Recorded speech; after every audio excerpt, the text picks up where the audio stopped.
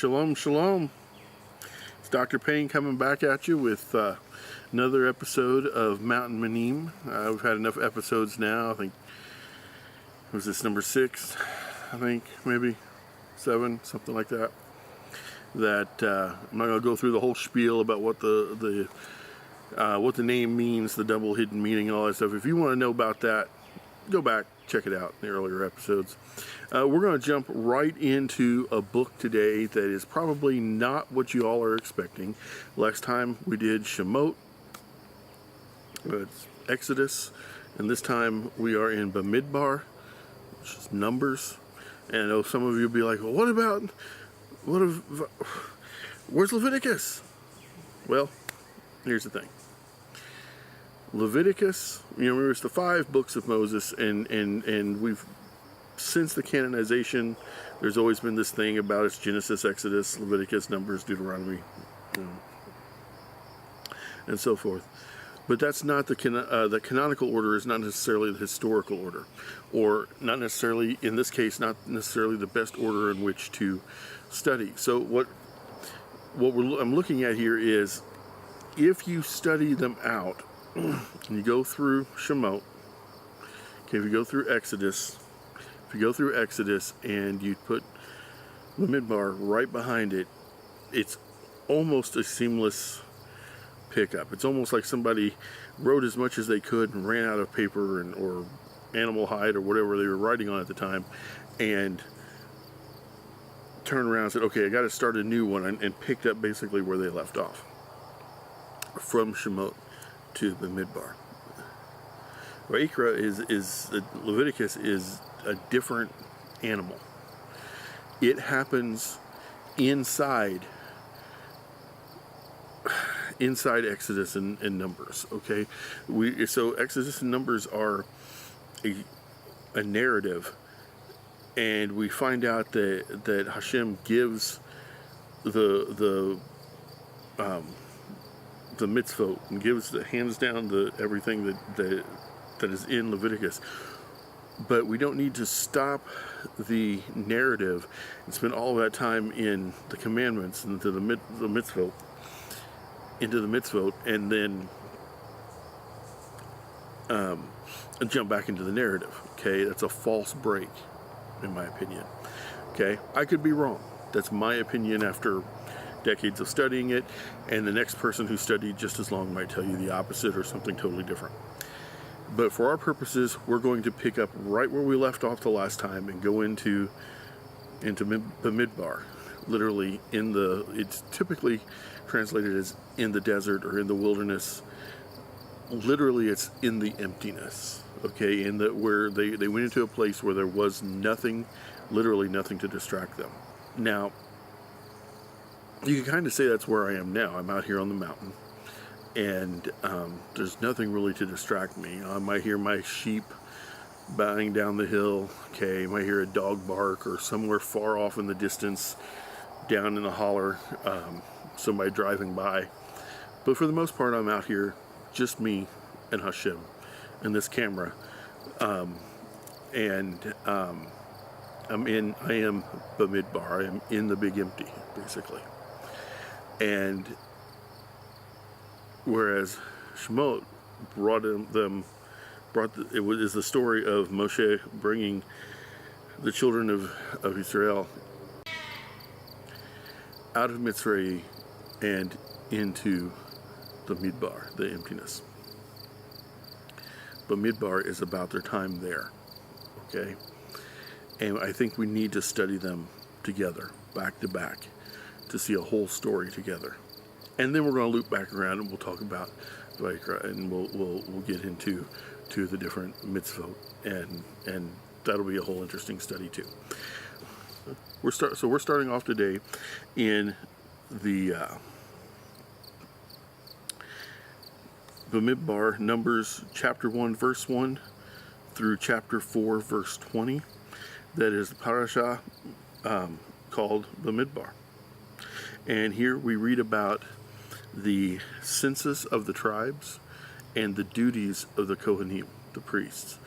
And it's interesting, isn't it interesting that the canonizers and the people who decided how to put it all together in the text put all the stuff about the priests in before we learn about all the duties of the priests. Okay, and that in and of itself is backwards. So, in the study of Bamidbar, of the Parashah of Bamidbar, the early Israelites and up into the first temple period, okay, they would have looked at the census as legitimizing tribal identity. Okay, they looked at it as the guarantee. It was a codification of the guarantee of inheritance rights. Okay, it's where we get the structure for military organization, and not just the organization of the military itself, but the military-esque organization of the tribes as they traveled. Okay, and so we start to see the tribal structure take more solid form. Okay, each tribe was no longer just a ragtag band of interrelated clans. It was a systematic entity in of itself, a structured entity of and of itself, and that's going to be important later when we see the tribes become a nation and then cease to be one nation, and we start to see why certain tribes joined one nation and certain tribes joined the other nation. Okay, during the divided kingdom period. But right now we look at this, and they would have said that, this is proof, this is the evidence of where we come from. This is how we're all related. This is why we function together. We see the Levim, the Levites, and it's explained why they hold central roles in the temple service. Okay. Now, I know this confuses a lot of people, so I'm going to throw it in there. I'm going to say Levim, and I'm going to say Kohanim. Every Kohanim, Kohanim are priests. Every Kohanim is a Levi. Okay? But not every Kohen is a Levi. But not every Levi is a Kohen. Okay?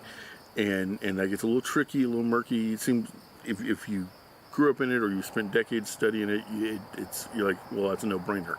If you haven't, a lot of people get confused with that. Just because someone is of Levi, does not mean that they are a priest.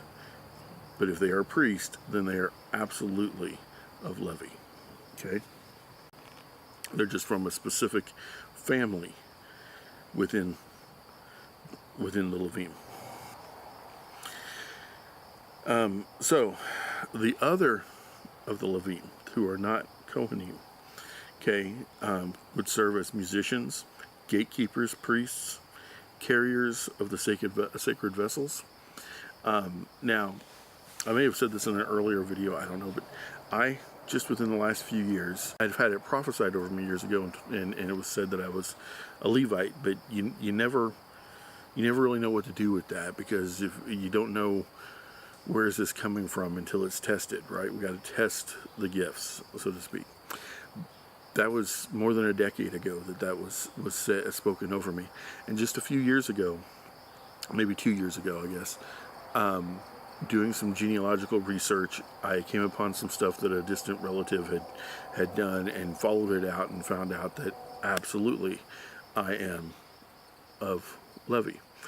I'm actually of the correct family line, or of the correct family to be a Kohen. However, I did not receive it through the right lineage. Okay, to be a Kohen, even within that family, you have to be. It has to be from your father, who got it from his father, who got it from his father. Okay, mine is actually through my father's mother. Okay, so I miss it. Okay, so that rules me out as being a Kohen. Okay, so far as I know, my father's father had nothing to do. So far as I know, I haven't found any Israelite blood from that line. But I would still, if the temple were standing, or the Mishkan were standing, I would be allowed to carry the water, to chop the wood, to serve in some other fashion. I just couldn't be a priest. Okay, and that's kind of where that you got to look at that designation, because as we talk about people down through, especially when you get into the prophets and Kings and Chronicles, and they start saying, well, he was from this family and he was from that family, and this, that, and to understand the dynamic of what's going on there, you have to know these subtle intricacies of and interconnectedness, that even just it coming from one grandparent instead of the other grandparent can either make you qualified for certain office or disqualified for it. Okay, so that's very important for the rest of our study ongoing.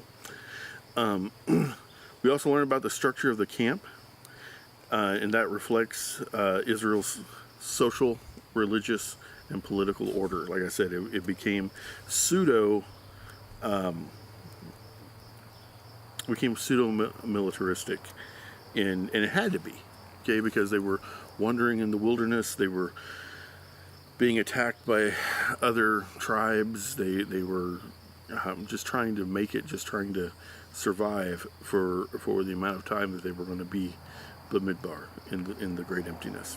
In the literalist traditions, so we're talking about in ancient times, it would have been the Sadducees in the Second Temple period, or the Karaites today, okay, are very literalist. The census is treated as a historical enumeration of the tribes of Israel. It's conducted exactly as it was described, so there's nothing, no metaphor, no euphemism. The tribal numbers, order, and encampment structure are understood as literal and divinely mandated. Okay, so this is how it was because Hashem said so.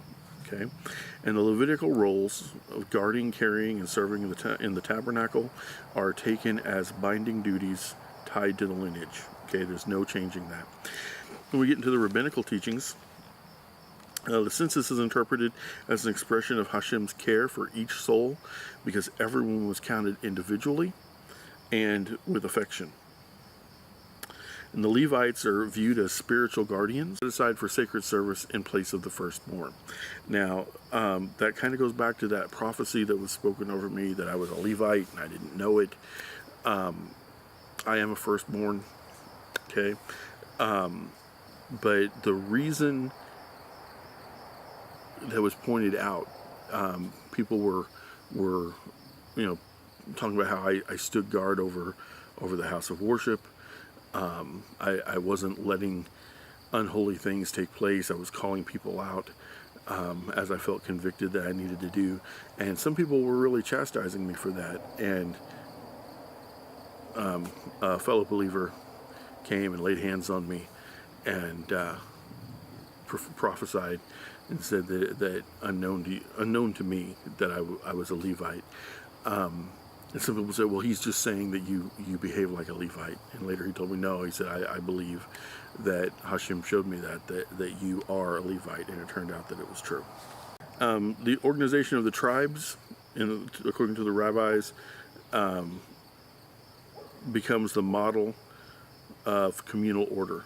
It's a model of holiness. It's a model of responsibility. And we specifically see this a great deal in the structure of the Levites, okay? But in all the tribes, we see that order take form. In the Hasidic movements, the counting symbolizes the valuing of each divine spark. We've talked about the divine spark belief in earlier episodes. If you missed that, go back and check it out. Every soul possesses infinite worth, according to this belief.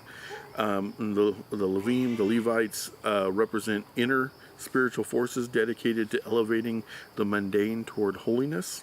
And the camp structure reflects the soul's inner architecture and the order around the divine presence. In modern Jewish movements, the census is read symbolically as community organization, identity formation, and collective responsibility. And the Levitical duties are highlighting of the themes of leadership, service, and the distribution of communal roles. And the camp's arrangement becomes a metaphor of sorts for communal structure and a purposeful communal life. In the modern Torah movements, okay, Messianic Judaism, Hebrew roots, all different things in that vein.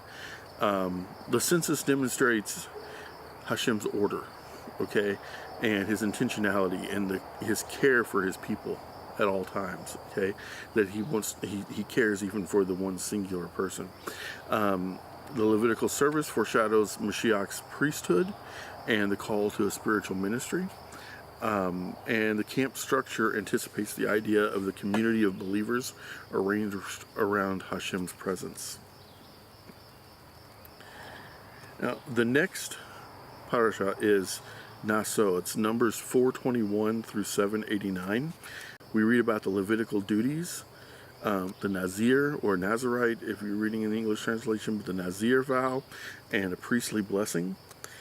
In the literalist traditions, the Levitical duties are treated as literal, hereditary responsibilities tied to the tabernacle's transport and service. The Nazir vow is understood as a binding, concrete form of consecration involving abstinence from wine, hair cutting, and corpse impurity. In other words, touching anything or being contaminated by anything that is dead. And the priestly blessing is taken as a real, divinely empowered act that conveys Hashem's protection and favor. Okay? It's a very, very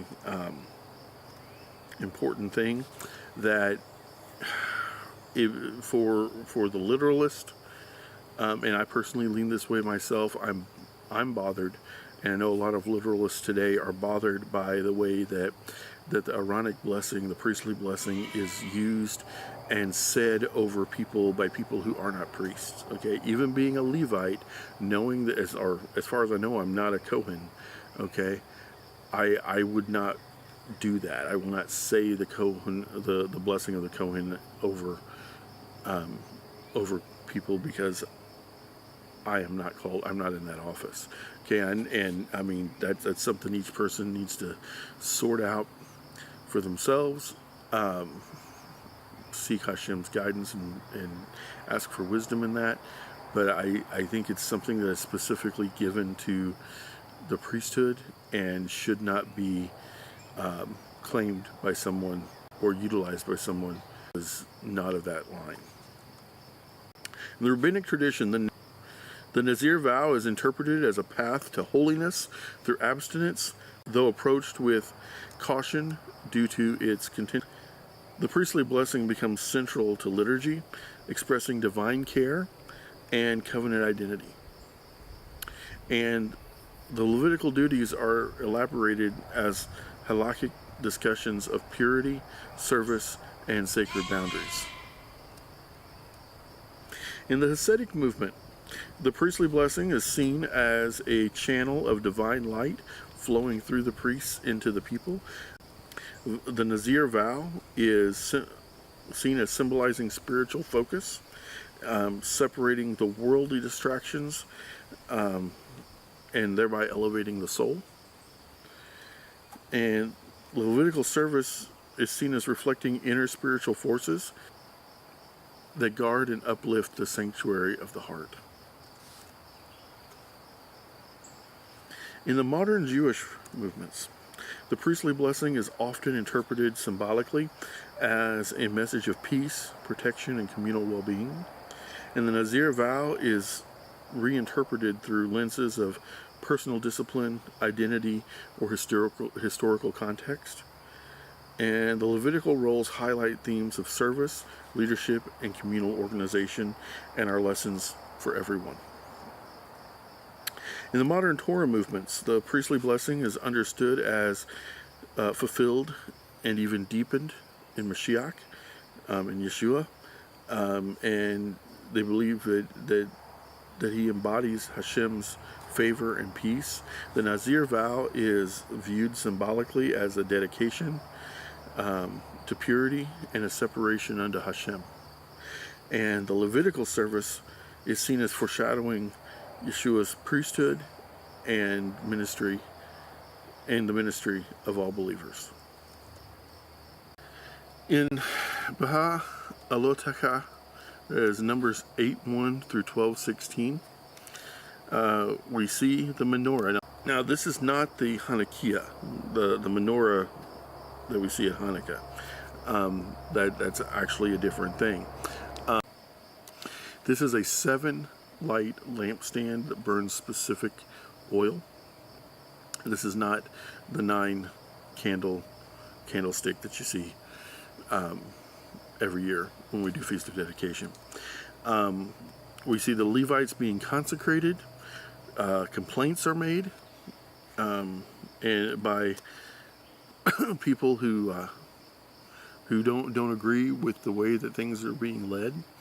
And Miriam, the sister of Moshe and of Aaron, becomes a leper for a time. Okay, as a result of her contesting the leadership. Now, in the literalist traditions, the lighting of the menorah, the consecration of the Levites, and the wilderness events are treated as historical occurrences. That's what they do. That's why they're called literalists. I guess I should say why we're called literalists, because I'm in that camp. The people's complaints about food, leadership, and hardship are understood as real episodes of rebellion. Okay, and Miriam's leprosy is taken as an actual divine judgment for speaking against Moshe. In the rabbinical traditions, the menorah symbolizes the light of Torah and Aharon's role, emphasizing priestly devotion. Complaints in the wilderness become moral lessons about ingratitude, faith, and communal responsibility. And Miriam's punishment is seen as a classic warning against committing slander and is fundamental in shaping the halakhic ethics around speech and guarding our tongue. And Levites' consecration reinforces themes of purity, service, and this underlines the sacredness of their duties. Now, in the Hasidic traditions, the menorah represents mystical light, a divine illumination flowing into the world through sacred vessels. The people's complaints reflect inner spiritual confusion and misalignment. Okay, Miriam's leprosy symbolizes a spiritual imbalance caused by misdirected speech or energy. Okay, Levitical consecration becomes a metaphor for elevating the soul's inner faculties toward holiness. Now, in the modern Jewish movements, the narrative is read symbolically as exploring leadership challenges, community dynamics, and human frailty. The menorah becomes a symbol of identity, memory, and also spiritual aspiration. Now, Miriam's leprosy is interpreted as a metaphor. Okay, they don't believe it was a real thing, and that it's a metaphor. They think it's a metaphor for social consequences that come from harmful speech, and the complaints highlight issues of trust, resilience, and communal cohesion. Now, in the modern Torah movements, Miriam's leprosy is seen as a picture of sin's defiling power and the need for a divine healing when we've done something wrong. Okay, Yeshua is understood as being Mashiach, and thereby one who heals and restores the outcast. Okay, the menorah symbolizes the divine light fulfilled in Mashiach, and the Levitical consecration foreshadows Yeshua's priesthood and the calling of all believers into his service. Now, in Shalach, Numbers 13:1 through 15:41, the spies are sent into Canaan. Okay, Canaan. And we see rebellion, and there's the command for the descendants of Israel to wear tzitzit, tassels, on the four corners of our garments, so that when we look at them, we will be reminded of the beauty of the Torah, of the law, that we're going to read about, or that we're going to learn about in the next lesson. In literalist traditions, the mission of the 12 spies is treated as a real historical reconnaissance of the land. Israel's rebellion and the resulting 40-year wandering are understood as literal covenant consequences. Okay? And the command of the tzitzit is taken as a binding practice. Physical fringes worn as instructed. In the rabbinic tradition, the spy's failure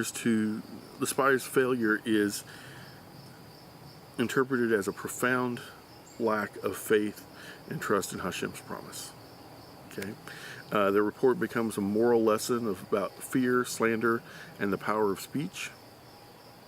Tzitzit is understood as a visual reminder of the commandment, and shaping. It's seen as being a shaping force in our faith practice and identity. And the rebellion highlights themes of leadership, responsibility, and communal influence. In the Hasidic movement, the tzitzit is read as a mystical tether, a physical point of connection between the soul and the divine. The spy's fears symbolize inner spiritual blockings, and an inability to perceive divine potential.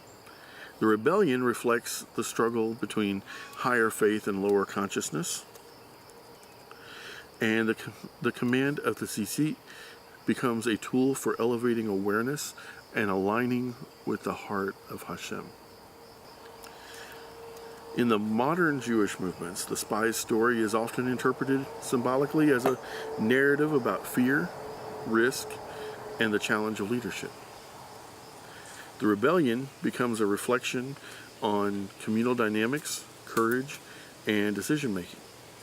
The tzitzit is viewed as optional or symbolic, representing mindfulness, identity, or ethical commitment. The episode contained in this parasha is seen as highlighting themes of trust, responsibility, and the consequences of collective fear.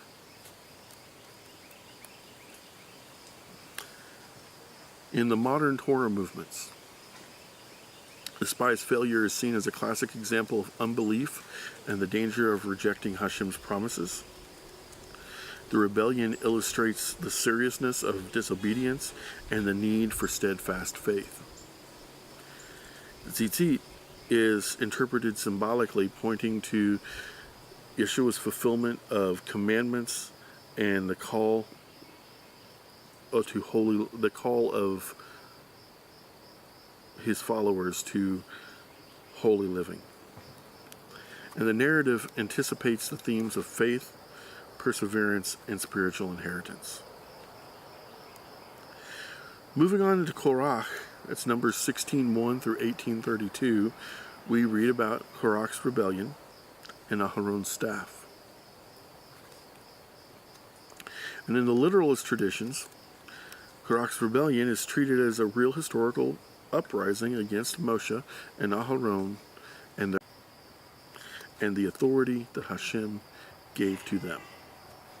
Okay, the earth swallowing the rebels is understood as an actual divine judgment.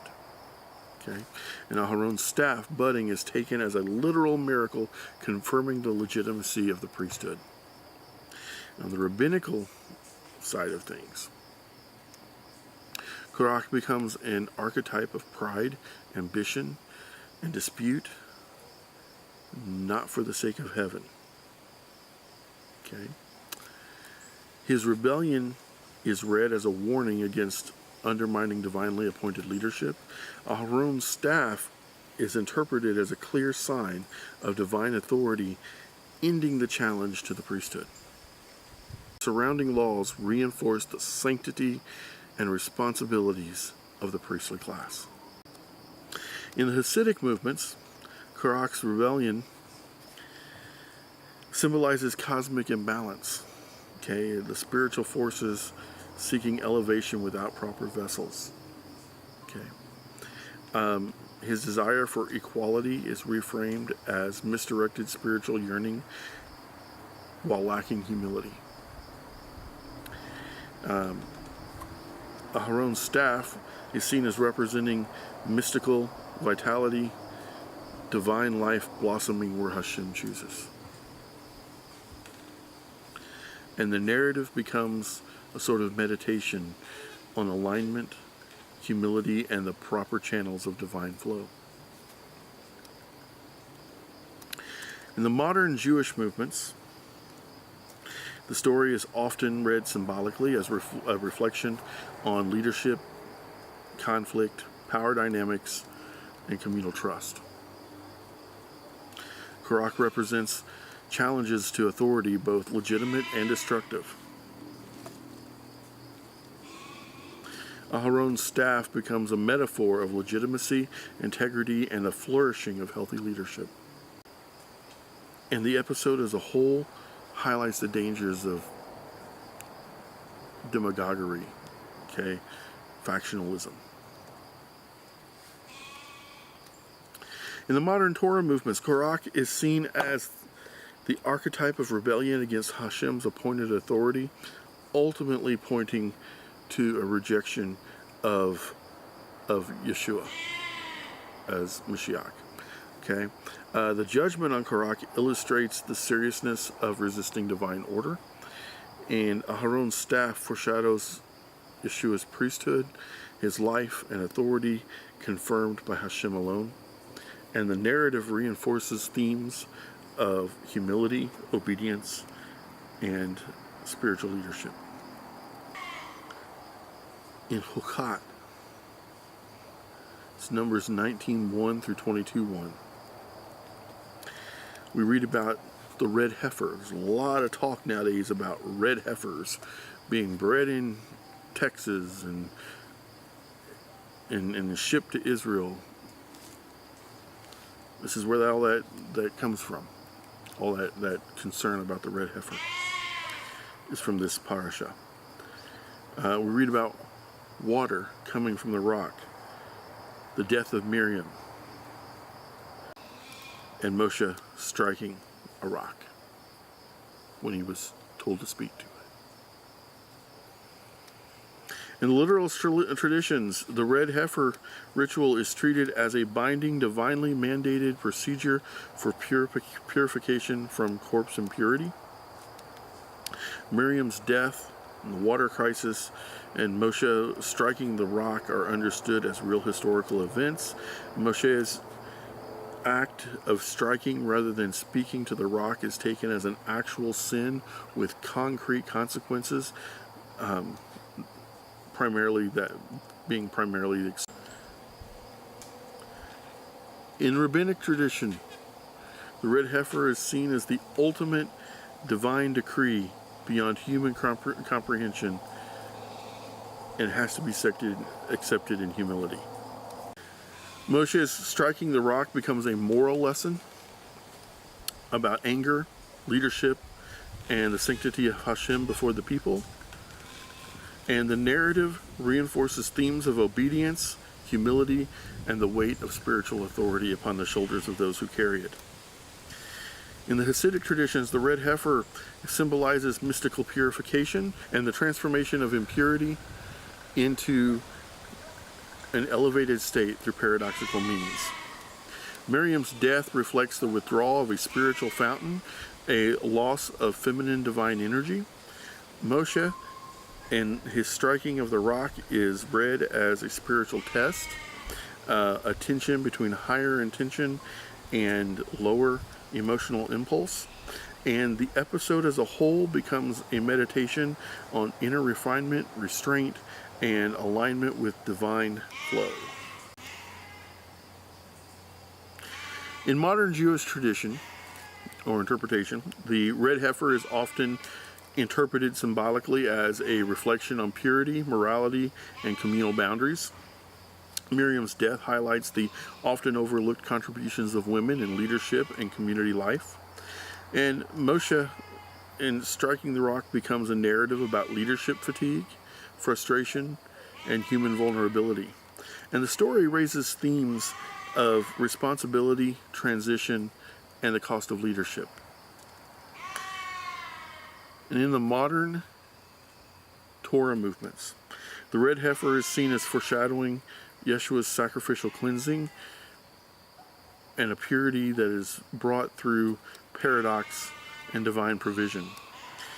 The rock providing water is interpreted as a type of Yeshua, of foreshadowing, and his being, as it says in the gospel, that he's the source of the living water. Moshe's striking of the rock is viewed as a picture of disobedience, and is contrasted with Yeshua's perfect obedience. And the narrative reinforces themes of atonement, spiritual cleansing, and divine provision. The next parasha is called Balak. Okay, it's Numbers 22:2 through 25:9. Here, Balak hires Balaam and to speak a curse upon the children of Israel, and Balaam is unable to do so. Okay, a donkey speaks. Okay, and Israel is blessed rather than cursed. And in literalist traditions, Balaam is treated as a real historical prophet or diviner whose encounters with Hashem genuinely occurred. Okay, the speaking donkey is understood as an actual miracle demonstrating divine intervention. Okay, and Balak's attempts to curse Israel and the resulting blessings are taken as literal events revealing Hashem's protection.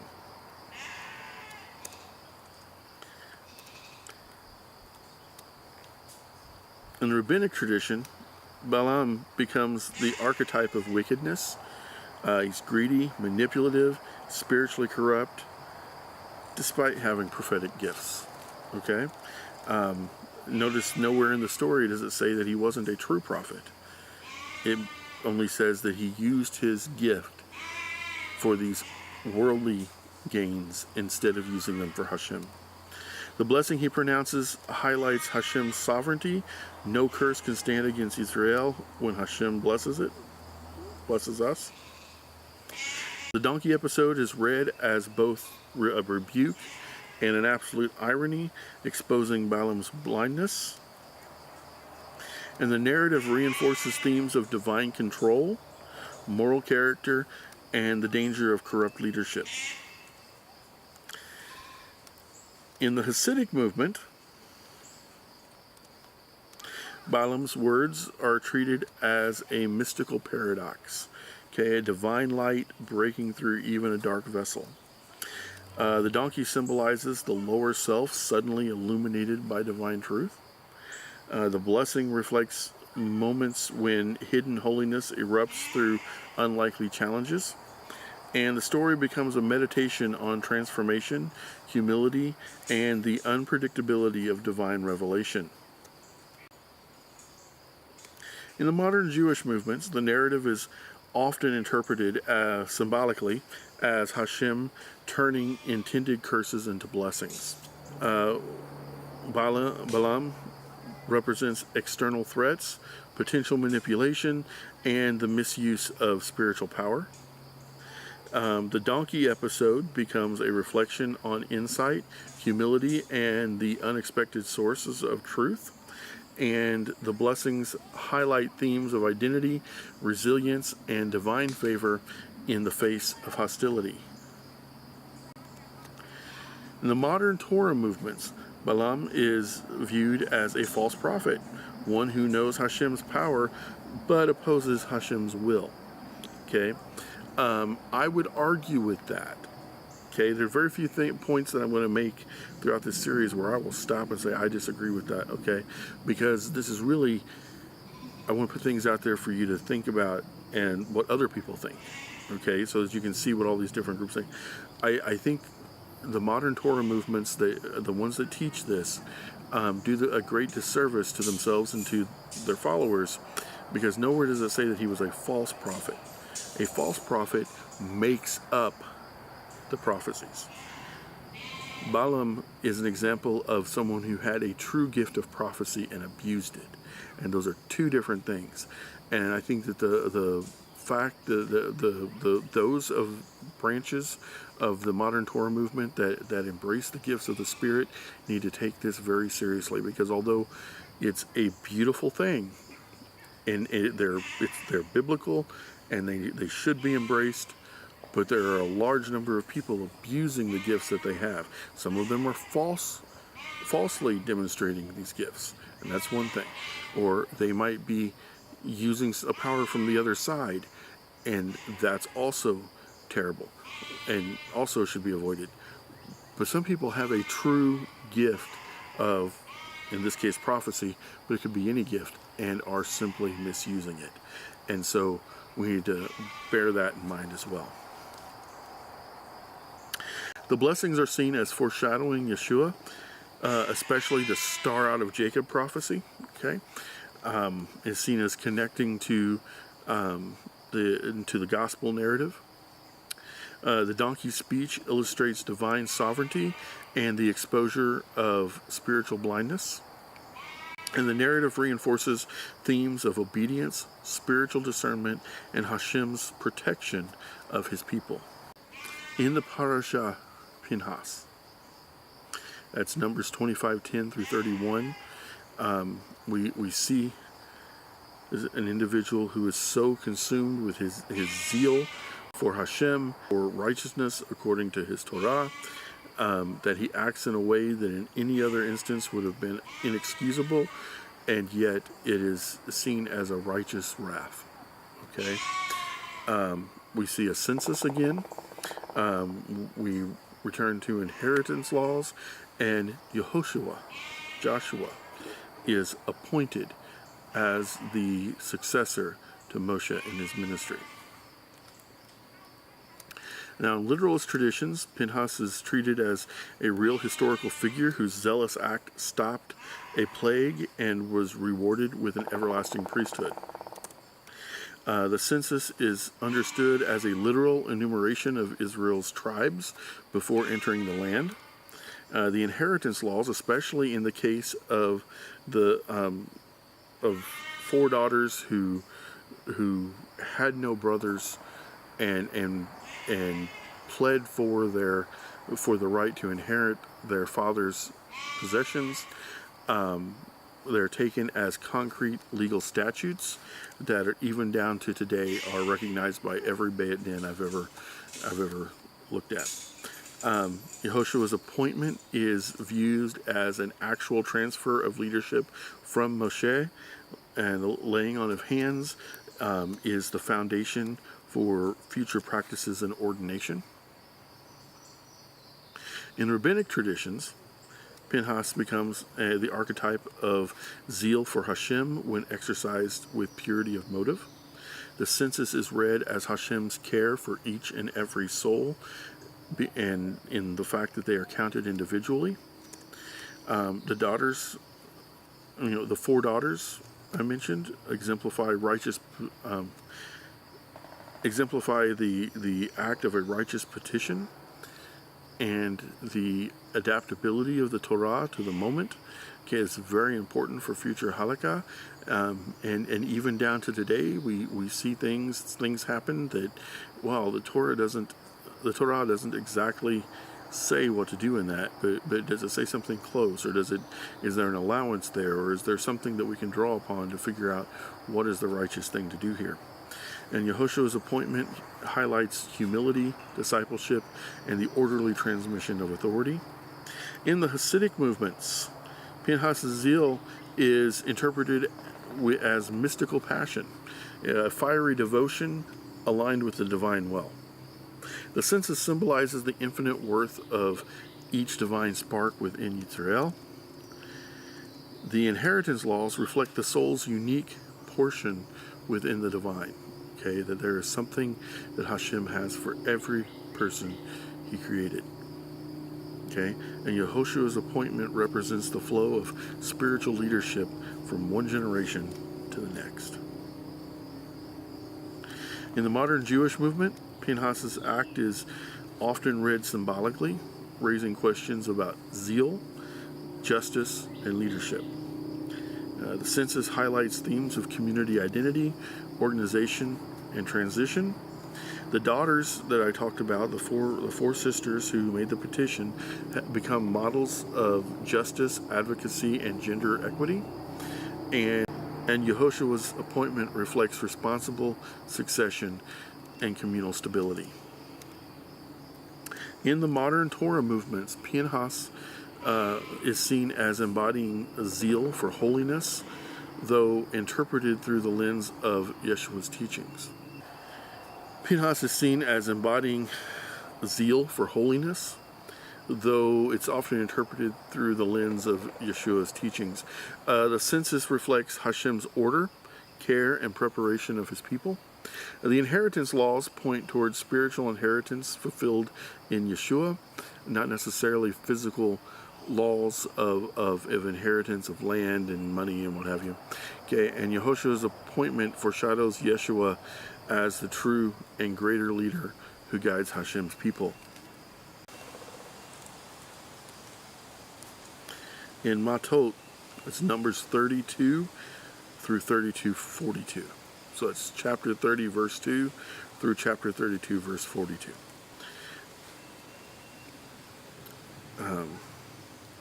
We read about vows, the war against Midian, and the tribes who choose to settle east of the Jordan, east of Jordan, because the land that was promised was west of the Jordan. But they chose to stay on the side of the east, and there will be ramifications for that, but we will see what they are. In the literalist traditions, the vows are treated as binding verbal commitments before Hashem, carrying real covenantal weight. The war against Midian is understood as a historical military campaign that was commanded by Hashem himself. And the settlement of Reuben, Gad, and Manasseh, Reuben, Gad, Manasseh, east of the Jordan, is taken as a literal territorial arrangement. In rabbinic tradition, the vows are seen as serious moral and spiritual obligations, and breaking them requires formal annulment. And the Midian War is interpreted through halakhic and ethical discussions about divine justice and ritual purity. And the eastern tribes, the ones who didn't cross the river, well, they did, but then they went back, okay, because that was something Moshe said they had to do. If they were going to settle on the east side, they had to go across the river and fight for the land, and then they could go back to the land they wanted. Okay, the request becomes a lesson in communal responsibility and the dangers of prioritizing wealth or convenience over the will of Hashem. In the Hasidic movements, vows reflect the mystical power of speech, with words shaping spiritual reality. The Midian conflict symbolizes inner warfare against negative impulses or spiritual obstruction. And the Eastern settlement represents the soul's outer territories being integrated into divine service. In the modern Jewish sect, vows are interpreted symbolically as commitments, and there's great emphasis is put on integrity and personal responsibility with regard to them. The Midian War raises ethical questions about violence, justice, and historical memory. And the eastern tribes, the tribes settling in the east, become a narrative about negotiation, compromise, and communal cohesion. In the modern Torah movements, the vows highlight the seriousness of words and the call to integrity before Hashem. The Midian War is read typologically as part of a larger biblical theme of Hashem's victory over evil. And the Eastern settlements anticipate themes of inheritance, faithfulness, and unity fulfilled in Yeshua. In Masai, that's Numbers 33:1 to 36:13. We read about the journeys of Israel, the boundaries of the land, and the cities of refuge that will be established in the land. In the literalist traditions, the journeys listed in Numbers 33 are treated as a historical travel record of Israel's wilderness movements. The boundaries of the land are understood to be real geographical borders given by divine command, and the cities of refuge are taken as literal legal institutions providing protection for unintentional manslayers. Keyword there being unintentional. In the rabbinic tradition, the journeys are read as spiritual lessons, each stop reflecting stages of personal growth, testing, and divine care. The land's boundaries reinforce covenant identity and the sanctity of Israel's inheritance. And the cities of refuge highlight divine mercy. Okay, there's so much we're constantly told as Torah keepers. We're constantly told, well, you believe in a God that's all anger and wrath and punishment. Anyone who says that has never really studied the Torah. Okay, because the Torah is full of divine mercy, and this is just one of those instances that he set up. If you killed a person accidentally, it was not intentional, there is a place where you can go for mercy. Okay, but it's a lays out not only mercy, give a gift of mercy, but due process, and emphasizes the value and the sanctity of human life. Even though one life was wrongly taken, if it was taken by accident, unintentional, then the value of the life of the human who took that life unintentionally will be upheld and preserved. That's Torah. That's the mercy that people fail to see in it. In the Hasidic movements, the journeys symbolize the soul's mystical path, the ascents and descents and transformations on the way to divine closeness.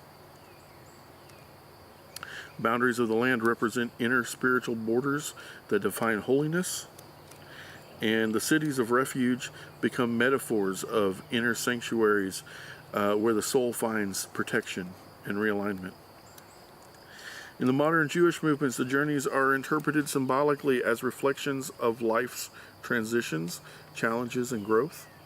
The boundaries raise themes of identity, peoplehood, and historical memory. And the cities of refuge are read as early expressions of justice, compassion, and communal responsibility. And in the modern Torah movements, the cities of refuge are seen as foreshadowing Yeshua as the ultimate refuge for those seeking mercy. The journeys illustrate Hashem's guidance and faithfulness through every stage of life, and the land's boundaries point toward themes of inheritance, promise, and spiritual territory. And that is a breakdown of the book of Bamidbar, the story of the journeys of our people, if you're ethnically Israel, or spiritually, if you're grafted in any way, depending upon what your belief is there. The story of our people. Okay. Now, last time we talked about it, it was the birth of a nation. We came out into the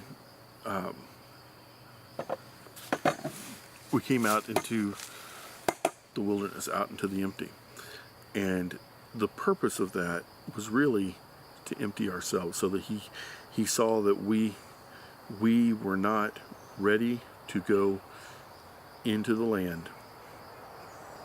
And so we wandered while he emptied us, while he took out of us as a nation everything from that nation we had left. Okay? Everything about Mitzrayim, about Egypt, was taken out of us. Today, we live in a modern Mitzrayim, a modern Egypt, a modern Babel or Babylon. Okay? We live in a modern Rome. We live in a culture that is absolutely against Hashem and anything that is of him. I beseech you, be a mountain Menim, be a mountain man. Go out into the wilderness. Find you the quiet place. empty yourself. Ask him to help you empty yourself, to take out of you all of the things of this world, so that all that remains is the purity that we'll read about next time. The purity laws that were given to the Levim, and especially to the Kohanim. But they were to be an example to the people. It took 40 years to get 430 years of contamination out of the people. We live in a society that's been going on and down a wrong track for many, many, many years. So my challenge to you as I wrap up is exactly that. Go find your empty.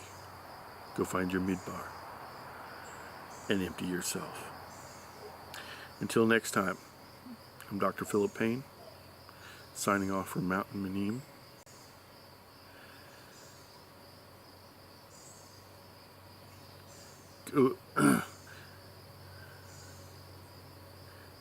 I'm Philip Payne.